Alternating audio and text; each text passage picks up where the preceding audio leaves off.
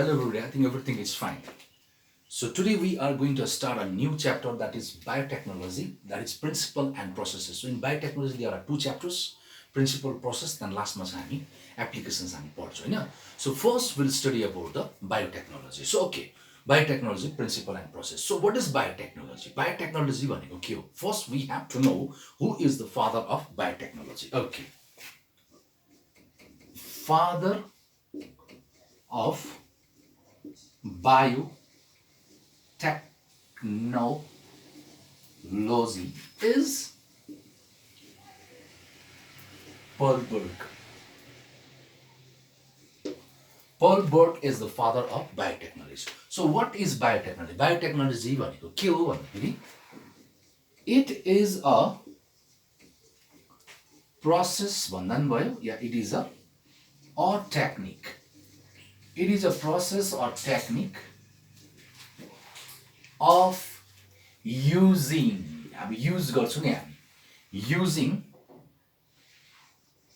organismsलाई use गर्छौँ या or enzymes from organisms को enzymes पनि हामी use गर्न सक्छौँ. Enzymes from organisms किन चाहिँ use गरेको? It is a process of technique of using organisms or enzymes from organisms बाट enzymes हामीले किन use गरेको भन्दाखेरि to obtain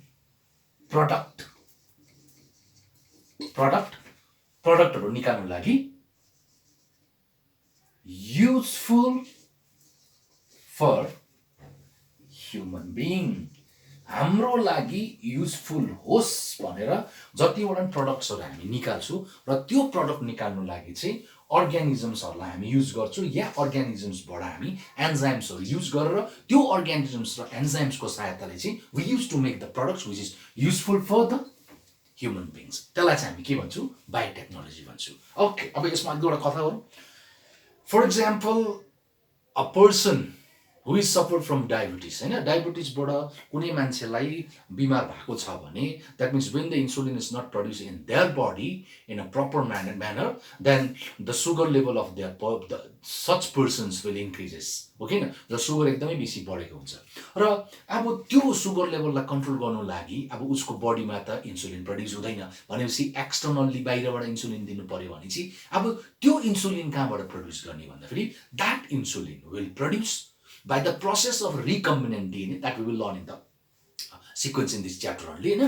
Recombinant DNA को process बाट कुरा बुझ्नु भयो नि, we will produce those insulin from the prokaryotes yeah bacteria को, like especially we will use the E. coli. With the help of E. coli we will produce insulin and that isolated insulin will inject it into the patient's body. भनेपछि यहाँ useful कसको लागि भयो? Human बीइङ्सको लागि useful भएको हैन र त्यो ह्युमन बीइङ्सको लागि युजफुल हुने प्रोडक्ट जुन चाहिँ हामीले प्रड्युस गरे, जुन चाहिँ हामीले निकाले, त्यो प्रोडक्ट कसको सहायताले निकाले? With the help of the use of that organism. And what was the name of that organism? E. coli or the prokaryotes. Is that clear now? Okay. So this is the biotechnology. Biotechnology भनेको यो कुरा बुझ्नु होला नि. अब अझै एउटा छ, let's take an example of the polio vaccines. Vaccines, different types of vaccines are produced. हैन, थुप्रैवटा भ्याक्सिन्सहरु प्रड्युस गरेको छ. What is this vaccine? यो भ्याक्सिन के हो? हैन, अब भ्याक्सिन्सको लागि it is a risk to inject the प्याथोजन्सलाई हामी इन्जेक्ट गर्न सक्दैनौँ हैन, र त्यसले गर्दा त्यो प्याथोजन्सको जुन चाहिँ क्याप्सिड्स हुन्छ, कुरा बुझ्नु होला नि, विच कन्टेन्स द प्रोटिन, त्यसलाई हामी आइसोलेट गर्छौँ हैन. हामी भन्नु मतलब जेनेटिक इन्जिनियर्सहरूले, the scientist they use to isolate is not it, then that capsid protein will inject it into the plants and plants will start producing the protein which is the antigen. जुन चाहिँ प्लान्ट्समा produce हुन्छ, जुन चाहिँ protein छ त्यो antigen हुन्छ हैन, र त्यो एन्टिजन चाहिँ एडिबल एन्टिजन्सहरु चाहिँ कसले प्रड्युस गर्छ? साइन्टिस्टले प्रड्युस गरिसकेपछि त्यो एडिबल एन्टिजन्सलाई चाहिँ we will use to give to a person here, to a baby. Edible हुन्छ नि त. So when that vaccines will enter into the body, that means it is an antigen, and when antigens will enter into a body, that body will start to produce antibodies against that diseases हैन, जुन चाहिँ disease लाग्छ त्यसको एगेन्स्टमा चाहिँ एन्टिबडिजहरू produce गर्छ. In this way a person will be safe from the different types of diseases. भनेपछि यहाँनिर एन्टिबडिज के अरे भ्याक्सिन्स प्रड्युस गर्ने कसको सहायताले हामीले भ्याक्सिन्स प्रड्युस गर्यो? With the help of the different use of the animals हो कि न. अब रिसेन्टली अहिले कोरोना भाइरसको पनि द भ्याक्सिन्स निकाल्नु लागि so many animals are being use हो कि न. भनेपछि बायोटेक्नोलोजी भनेको यही हो, use of the organisms and their enzymes to produce the products useful for the human beings. Okay, so in biotechnology there are two special processes, there are two special principles, there are special two techniques that we will use in the biotechnology, or there are two types of engineers, two types of engineers we'll get in the biotechnology. The first one is genetic engineers, genetics engineering, and number two is chemical engineering. Okay, in biotechnology two main processes, two main techniques we will get. They are genetic engineering and the chemical engineering. Genetic engineering र chemical engineering भन्ने हामी पाउँछौँ. So what is genetic engineering? So here is no space, so I'll just verbally I'll explain.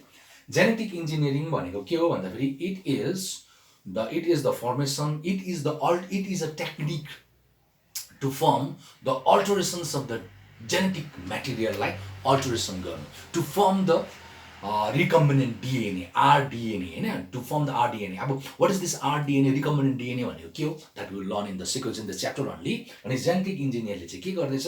It is the process of alterations of the genetic materials like DNA and the RNA. DNA and RNA को alterations गर्नु, okay, त्यसलाई modify गर्ने जुन चाहिँ process छ, र modify गरिसकेपछि modified DNA जुन चाहिँ छ, recombinant DNA छ, that we use to insert it into the host organism. So what is genetic engineering? It is a process of alterations of genetic materials like DNA and RNA and insert it into the host organism. That is called as a genetic engineer. अब chemical engineer चाहिँ के हो भन्दा it is a process to make a contaminated or sterile environment, contaminated free or sterile environment for the genetic recombinant DNA बनाउनु लागि त जुन चाहिँ environment छ त्यो एकदमै सफा हुनु पर्यो, एकदमै क्लीन हुनु पर्यो, sterile एकदमै क्लीन हुनु पर्यो. contaminated free भन्नु एकदमै दूषित हुनु भएन हो किन, र त्यो environment क्रिएट गर्ने जुन चाहिँ प्रोसेस छ त्यसलाई चाहिँ हामी के भन्छौँ? केमिकल इन्जिनियरिङ भनेर भन्छौँ. Okay, what are the two types of processes that we will get in the biotechnology? Genetic engineering and the chemical engineering. Genetic engineering भन्नुको मतलब चाहिँ it is a process of alterations of genetic materials like DNA and RNA, र त्यो Altered गरेको DNA र RNA लाई insert into the host organism. त्यसलाई चाहिँ हामी के भन्छौँ? Genetic engineering. र त्यो recombinant DNA बनाउनु या जेनेटिक अल्टरेसन्स अफ जेनेटिक मेटेरियललाई के अरे अल्टर गर्ने प्रोसेसको बेलामा चाहिँ इन्भाइरोमेन्ट फ्री बनाउने जुन चाहिँ प्रोसेस छ, जुन चाहिँ टेक्निक छ, त्यसलाई चाहिँ हामी के भन्छौँ? केमिकल इन्जिनियरिङ भनेर भन्छौँ. So today we learn about the basic concept of biotechnology. So in the next video we learn more about this chapter. आजलाई यति, फेरि भेटौँ. Thank you very much.